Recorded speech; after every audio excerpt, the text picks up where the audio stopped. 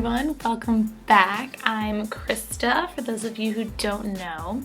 For those of you who do know, that's very exciting. That must mean you have watched my first video or you're just browsing around and saw my page name, my channel name, so that's super exciting.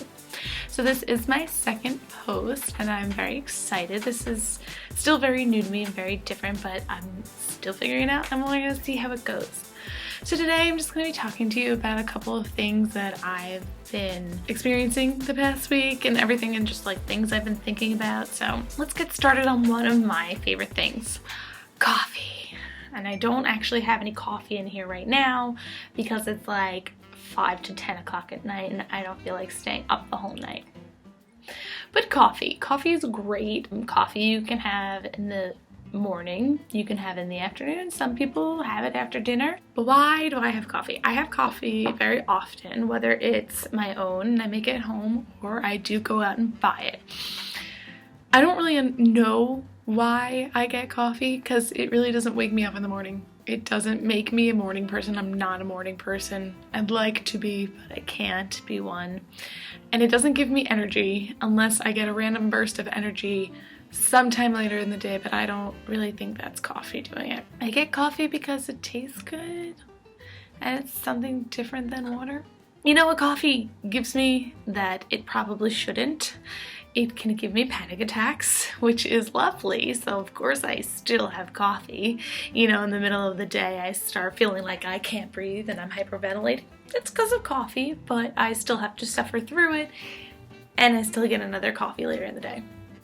It just tastes good. Coffee also makes me shit. Probably makes you too. It happens quite often. I'm not sure what they put in it, but it's definitely forces you to go number 2 more often than you'd like. And sometimes right after, you know, you have one sip and then you gotta go. Gets in the middle of the day. I was shopping today, had my coffee, and I was like, I don't even know where the nicest bathroom is around here. So you kind of have to plan when you have your coffee if you are a coffee shitter like myself. Another thing that coffee loves to do to me, like I've said, it keeps me up at night, and I've learned not to have coffee after 5 p.m., 6 p.m. because for some reason it decides to kick in like 3-4 hours later and I'm trying to sleep and I'd rather not stay up the rest of the night because I don't believe in decaf. I'm not really sure if decaf would actually work. So thank you, coffee companies. You now have my money and I have 500 extra calories and a cup that has somebody else's name on it.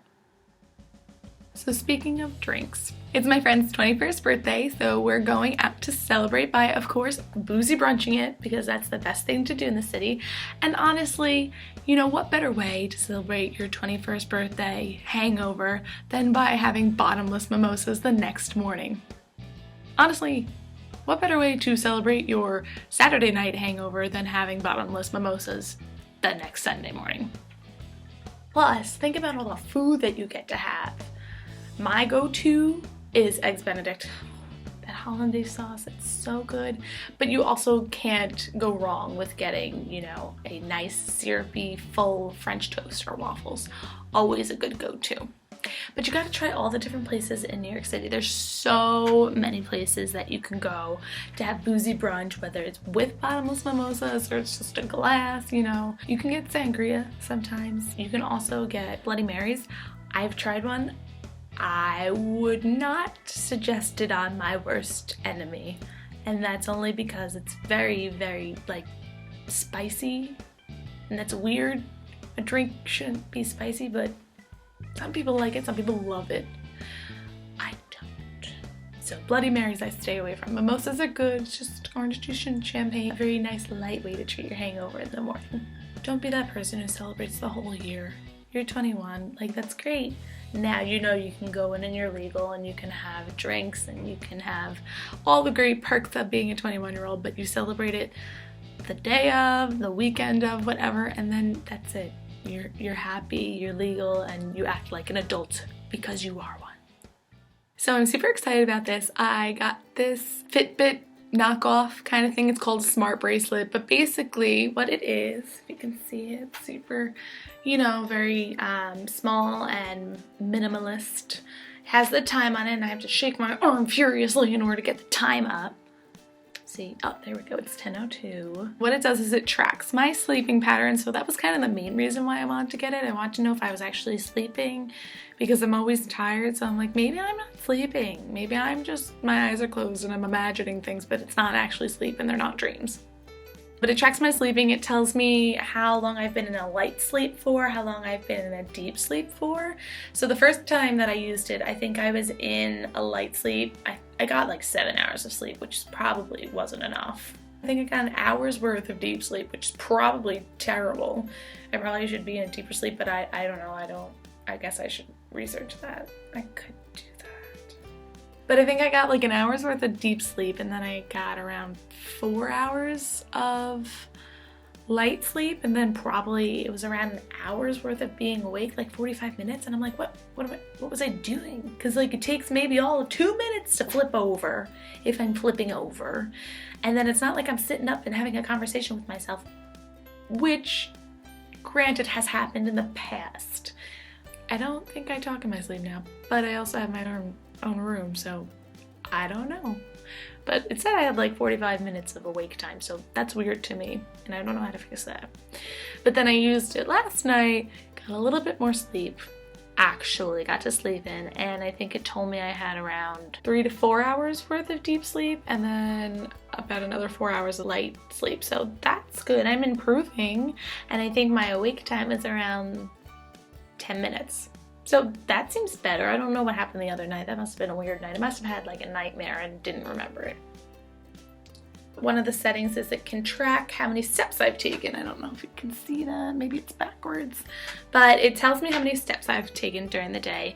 When you actually sync it, it syncs with an app on my phone. You can set your height, your weight, who you are, your gender, when you were born, and then you can set all your different goals.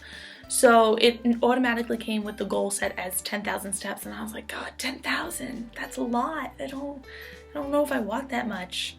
So I brought it down to somewhere between 7,000 and 8,000, I think.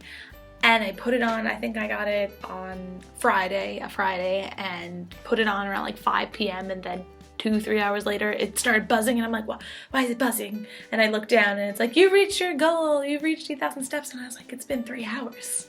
Do I really walk that much? But, you know, New York City, I guess I do. But really, I mean, whenever it's tracking my steps, it's really just tracking my steps from my bed to the fridge and back. Because that's all I go. That's the only place I really go during the day. I did up my goal to 10,000, and I mean, it's now 10 o'clock. I've been out most of the day walking around, and I'm at 10,242 steps. So I'm hitting my goal. I guess I'll be increasing it soon, but you know, I'll have those days where I don't move and then it starts buzzing because it's like you haven't moved all day.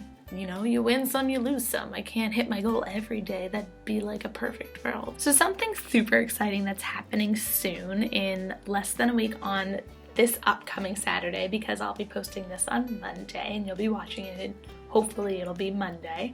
I am part of an a cappella group here at FIT, the a cappella group I started. It is co-ed. They're called the Skyliners. They're my little babies. They're my family and I love them.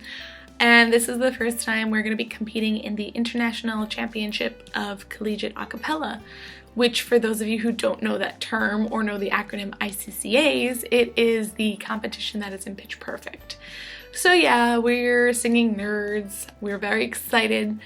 It's an honor, honestly, to be participating in it, and we're going to be going on Saturday. So if you see my post next Monday and I look dead, you know why. Because this is Hell Week and I already feel like hell and I may sound like hell. I probably shouldn't be talking this much.